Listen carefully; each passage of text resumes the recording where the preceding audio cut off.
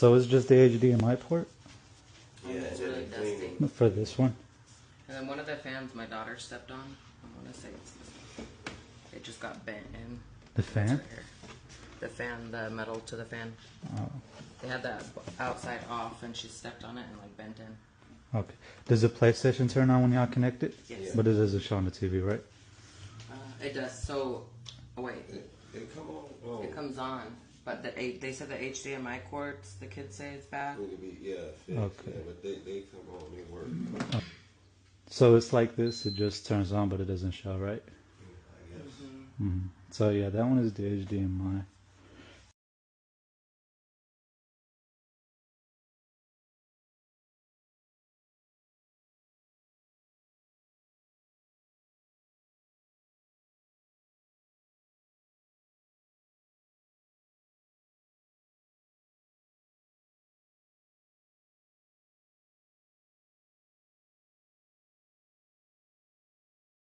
So I know one of them you said that the fan wasn't work or something was wrong with it. We checked, the fan seemed completely fine.